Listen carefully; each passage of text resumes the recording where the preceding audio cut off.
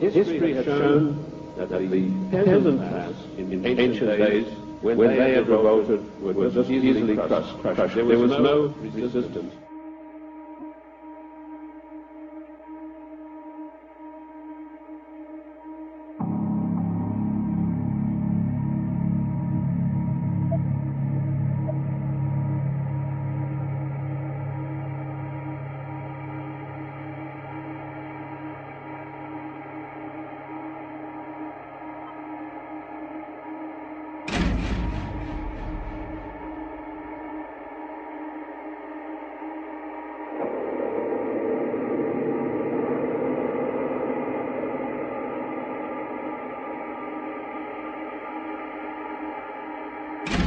The economic warfare is coming down on them hard, and what they're beginning to realize is something that you and I have said for years, that this is really an intentional criminal endeavor, and they've been had.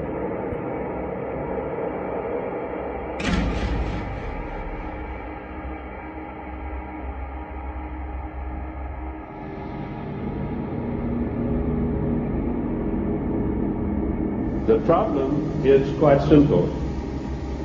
Anarchy and chaos prevails in Washington, D.C. because the federal government has seized powers to which it is not entitled to and is passing masses of laws that are 100% unconstitutional.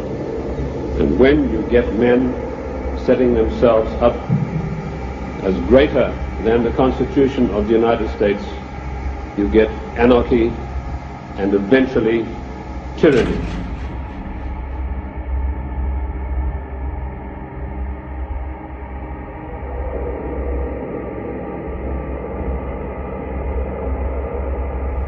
Now, I'm paranoid.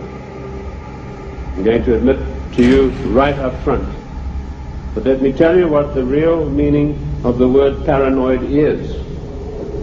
It is a man or a person who has the ability to link events that seemingly are not connected. That is the true meaning of paranoia. Of course, it's been used by our enemies to smear us. How many times haven't I heard it said of me, that fellow's paranoid? Yes, I'm glad to admit it, because I have the ability to connect events that are seemingly unconnected. And when you do that, you begin to arrive at the truth.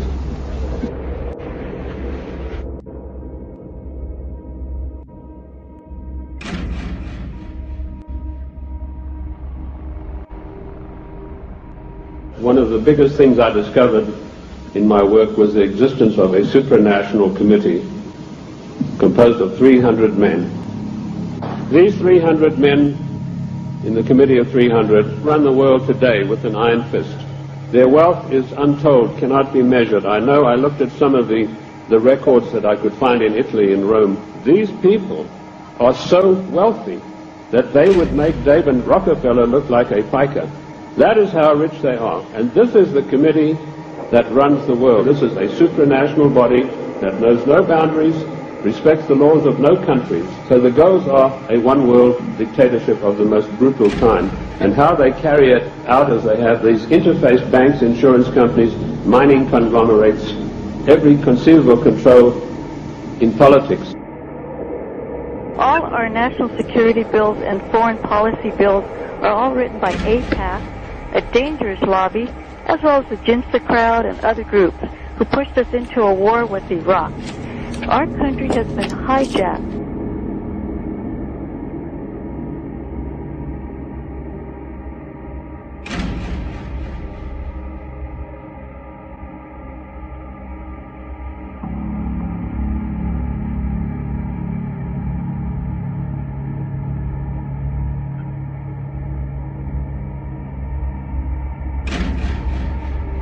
The federal government, the secret upper-level parallel government that runs the United States, does not want to know that you have an upper-level parallel government that calls the shots, that dictates what is going to happen to your life and mine. And this, ladies and gentlemen, is an eye-opener because it gets right down to the nitty-gritty of your everyday life in the cities and towns across the United States. Now, let us dispose for once and for all with the words that have been implanted on our minds, like isolationist, and you are for restricted trade, and you are against global trade. The United States of America did not grow great on global trade.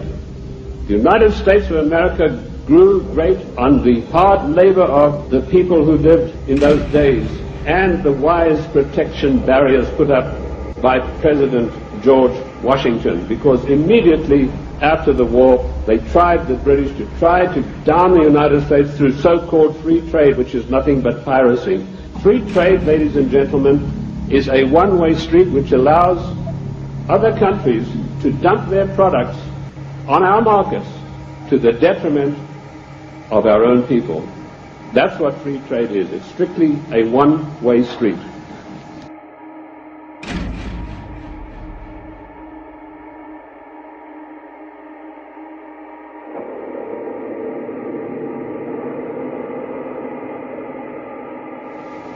The trade barriers were increased by Lincoln, Garfield, and McKinley, and all three presidents paid with their lives for that policy. Our founding fathers and our presidents saw the value of trade barriers. They realized that if we wanted to progress, we're not to be the dumping ground of the world.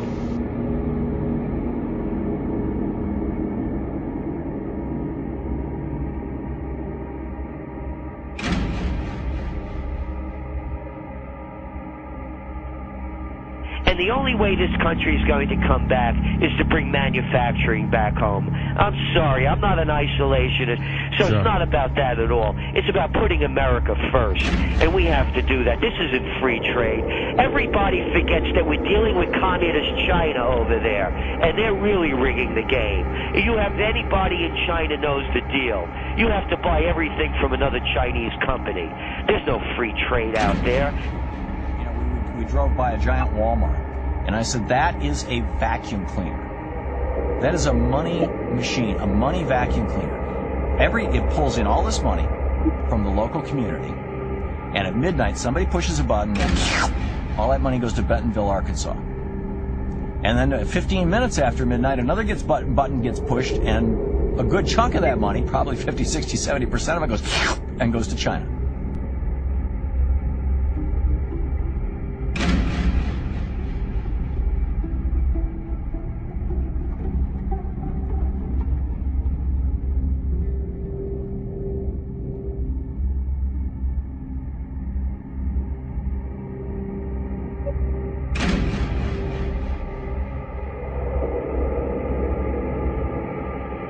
This committee of 300 told a man called Aurelio Pecchi to form this Club of Rome with the main object of bringing down the industries and the agricultural development of the United States. He immediately wrote a paper in which he said there are too many people on the earth, and that the United States, with its industrial development, its agricultural development, is responsible for this curse of overpopulation. And he picked up the documentation for his work from Lord Bertrand Russell, a senior statesman of the Committee of 300. And Lord Bertrand Russell had written a work called The Impact of Science on Society. And if you can ever secure a copy of that book, which I doubt you'll be able to get, you will see in there that he said the world is overpopulated and we have to get rid of at least half of the world's population, and it doesn't matter how we do it. So the Club of Rome was instituted and organized to start an attack on the world's population using the United States as the whipping boy. And they came up with a paper called the Zero Growth Post-Industrial Plan for Industry and Agriculture for the United States of America. 3 days after that plan was accepted as official United States policy by James Earl Carter, I was able to, through my intelligence people, get a copy of this insidious document. Basically what it said was that the middle class in the United States of America had to be destroyed because in the coming push to a world order, the middle class would be the stumbling block because history had shown that the peasant class in ancient days, when they had revolted, were just easily crushed. There was no resistance. But now had grown a new super class of people in the United States called the middle class, who had long-term employment, who had job security, who were well paid, who could afford to buy the products that were made by the United States and didn't need to buy products from China or anywhere else. And the Club of Rome post-industrial zero-growth paper said this has got to stop. We have to bring down the middle class of the United States. And the way that we will do this, the way that we will accomplish this task is by crushing their industry. The American people henceforth must get used to the idea that they will never ever again in their lifetime have full employment. What a scandalous thing that our government is fully cooperating with this organization built up by the Royal Institute for International Affairs to destroy the middle class of the United States and to add to the policies of global genocide.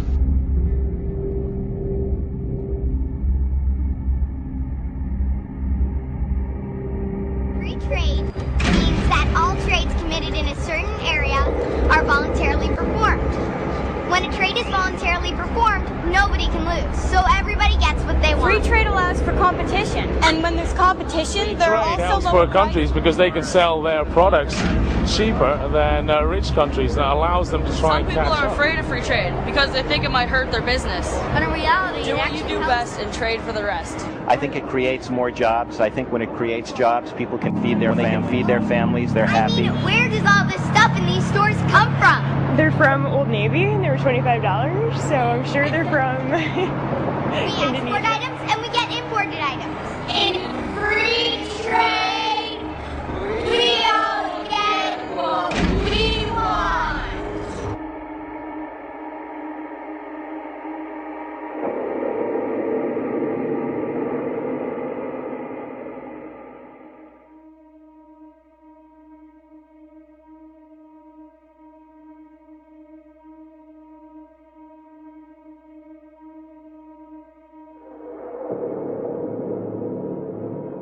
History has shown that the peasant class in ancient days, when they had revolted, were just easily crushed. There was no resistance.